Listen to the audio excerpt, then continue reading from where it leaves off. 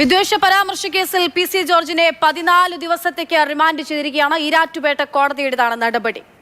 വിവരങ്ങളുമായി രാഗിനുണ്ട്. രാഗിൻ, നേരത്തെ ആരോഗ്യ പരിശോധനയൊക്കെ ഉണ്ട്, അതെല്ലാം പൂർത്തിയാക്കി ജയിലിലേക്ക് കൊണ്ടുപോകാനുള്ള നടപടികളിലേക്കാണ് പോലീസ് കടക്കുന്നത്. എന്താണ് ഇപ്പോഴത്തെ വിവരങ്ങൾ?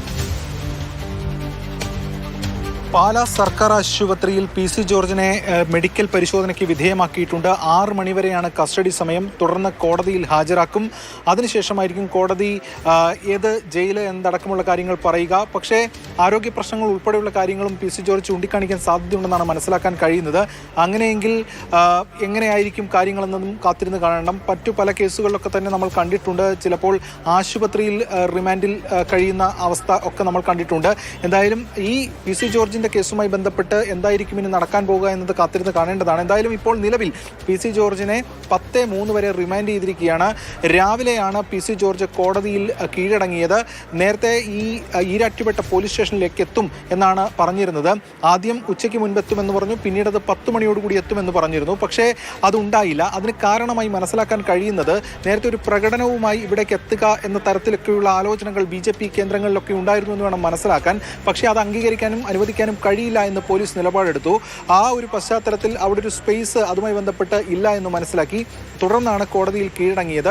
കോടതിയിൽ കീഴടങ്ങിയ ഘട്ടത്തിൽ ഇതിൽ കസ്റ്റഡി ഉൾപ്പെടെയുള്ള കാര്യങ്ങൾ ആവശ്യമാണെന്ന് പോലീസ് പറഞ്ഞു. കസ്റ്റഡിയെ പ്രതിഭാഗം എതിർത്തു. പക്ഷേ കോടതി കസ്റ്റഡി എന്ന നിലപാടിൽ നിന്നു എന്നതാണ് വ്യക്തമാകുന്നത്. ജാമ്യാപേക്ഷയും നിരസിക്കപ്പെട്ടു. 2 ദിവസത്തെ കസ്റ്റഡി, നാളെ വരെയാണ് കസ്റ്റഡി ചോദിച്ചത്. ഇന്ന് വൈകിട്ട് 6 മണി വരെ കസ്റ്റഡി അനുവദിച്ചു.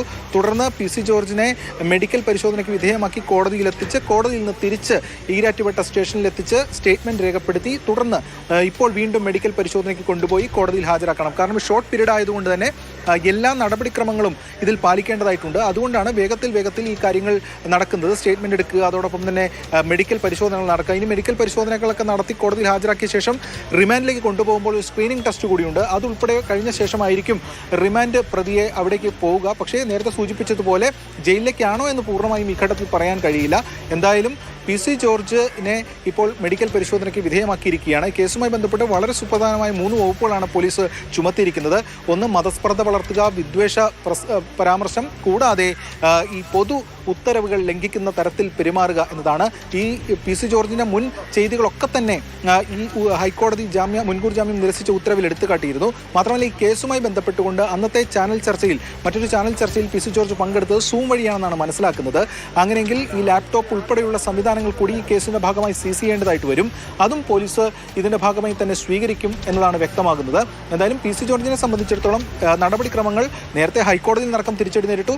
ഇപ്പോൾ ഇവിടെ ജാമ്യാപേക്ഷ തള്ളുകയും റിമാൻഡിലാവുകയും ചെയ്യുകയാണ്. കനത്ത തിരിച്ചടി തന്നെയാണ് നേരിട്ടിരിക്കുന്നത്. 70 വയസ്സ് പ്രായം കഴിഞ്ഞിട്ടുണ്ട് PCക്ക്. എന്തൊക്കെ കാര്യങ്ങളാണ് പറഞ്ഞിരിക്കുന്നത് ആരോഗ്യവുമായി ബന്ധപ്പെട്ട് അദ്ദേഹത്തിനുണ്ടെന്നുള്ള പ്രശ്നങ്ങൾ? ഈ ഓക്സിജൻ സപ്പോർട്ടോടുകൂടി മാത്രമാണ് അദ്ദേഹം സാധാരണഗതിയിൽ ഉറങ്ങുന്നത് എന്നതാണ് ഈ BJP കേന്ദ്രങ്ങളും അതോടൊപ്പം തന്നെ അദ്ദേഹവുമായി ബന്ധപ്പെട്ട ആളുകളും ഒക്കെ തന്നെ പറയുന്നത്.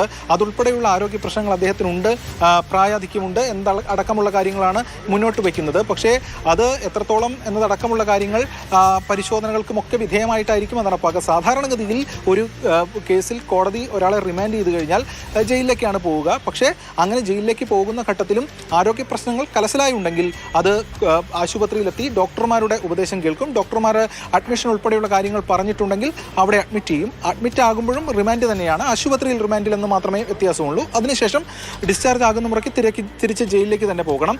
അഥവാ ഇതിനിടയിൽ ഒരു പ്രതിക്ക് ജാമ്യം കിട്ടുകയാണെങ്കിൽ അദ്ദേഹത്തിന് തിരിച്ചു പോകാനുള്ള അവസരവും ഉണ്ടാകും. എന്തായാലും പല കേസുകളിലും ഇത്തരത്തിലുള്ള പല സംഭവങ്ങളും കണ്ടിട്ടുള്ളത് കൊണ്ട് കൂടിയാണ് ഇത്തരം ചില സാധ്യതകൾ കൂടി ഇതിന്റെ ഭാഗമായിട്ടുണ്ട് എന്ന് നാം പറയുന്നത്.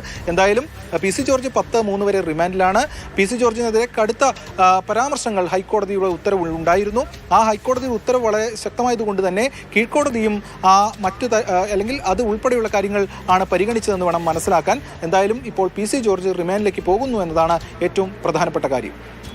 വിരാഗിനാണ് വിവരങ്ങൾ നൽകിയത്. PC ജോർജ് മതവിദ്വേഷമുയർത്തുന്ന പ്രസ്താവനയുമായി ബന്ധപ്പെട്ട് PC ജോർജിനെ കോടതി റിമാൻഡ് ചെയ്തിരിക്കുന്നു. മാർച്ച് 10 വരെ, അതായത് 14 ദിവസത്തേക്കാണ് റിമാൻഡ് കാലാവധി.